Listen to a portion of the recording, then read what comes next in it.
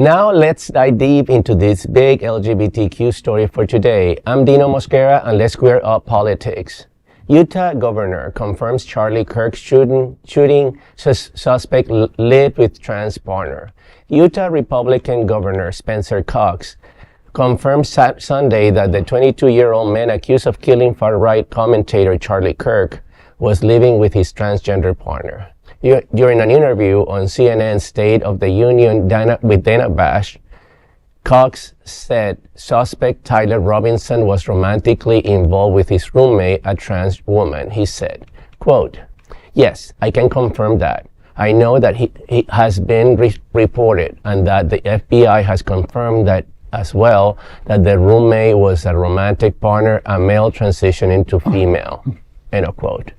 The governor stressed that Robinson's partner had no role in the crime and is incredibly cooperative. I had no idea that this was happening and is working with investigators right now, end of quote. Cox urged caution when speculating about Robinson's motive. He said, quote, "I know everybody wants to know exactly why I'm pointing the finger, and I totally get that. I do too, and so I just want to be careful as I haven't read all of the interview transcript, and so we'll have to wait and see what comes out," end of quote. That did not stop the ultra-right-wing social media world from exploding on trans community.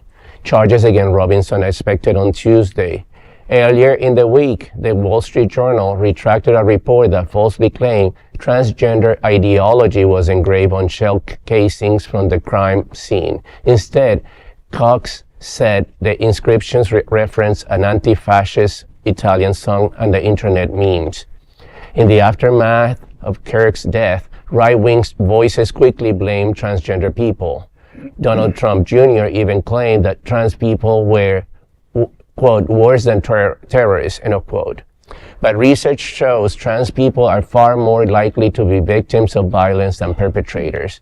And despite the political scapegoating, they account for less than 1% of mass shootings in the U.S.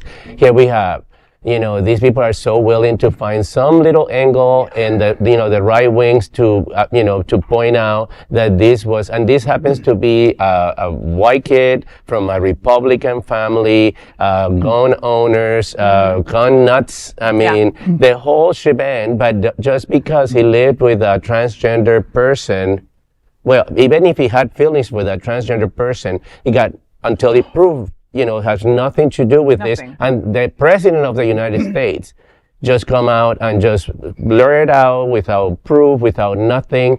And just, there was something about the casing says, I think it was TRN or something like that. And they misinterpreted that as a trans and that he was sending a message with the they were totally bullets. It's ridiculous.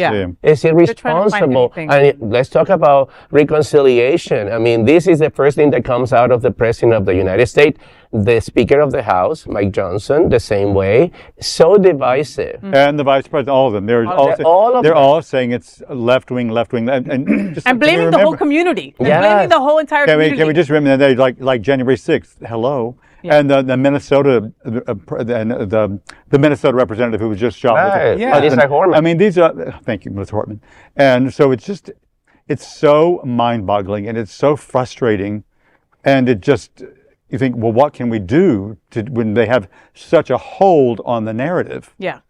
It's so frustrating. Like, we're always afraid when there's anybody from our community involved in something like that. Like, oh, no, you're right, don't breathe. Right? Breathe. It's like, oh, please don't. please don't be. You know what I mean? Here's the truth, that trans people are way more likely to be the victims of violence than the ones actually pulling triggers, all right? So Donald Jr. can call us worse than terrorists, but facts don't lie. Hate does. Less than 1% of folks that have even committed such a harsh, awful crime have been trans or LGBTQ. And they're usually white, cisgendered men, like 88%. Something crazy like that. But they're not even talking about that. Well, they don't care about facts. They don't care about facts. Facts mean nothing. They're trying to rewrite the facts to the narrative. Not trying to, they are rewriting the facts. They're canonizing this guy. They're basically canonizing this guy. The media is making it out to be. He's a martyr. Like he's a martyr. Yeah. I never expected for to be completely be honest, folks, I had no idea who this man was a week ago. Okay, to me, he was just another maggot screaming his stuff about Trump.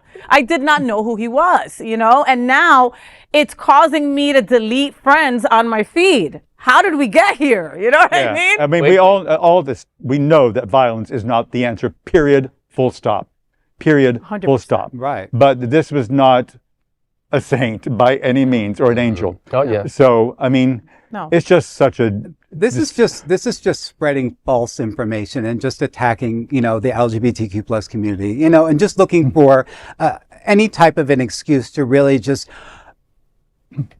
basically, I think that we are just at a really crossroads here with all of this, you know, it's just really frightening. Yeah. And it's kind of like you don't even know if you're getting the right story for some people. For any of it. For any of it. Any of it. You know, and like, you know, who it's just mind-boggling that this is where we are in a country. And it's moving people around the world. This weekend they had protests in the UK protecting basically the, you know, freedom of speech and all that. This is basically the but the UK is a mess too. We're going to talk about UK. The UK is a mess too. Well, and they were and they started it all, colonizers. They were chanting Charlie Kirk, and in Japan and places like this where he's becoming the symbol of the extreme right. What the? No, that is effing. Yeah, and this is the time that we need the leaders to be lowering the temperature, and that is not happening. No, it's No. getting, And that's what's so alarming. it's getting scary. Well, that is the big LGBTQ story for today. There is no other queer nonprofit media platform like this in the entire world. Support our LGBTQ stories by subscribing and sharing Queer News Tonight.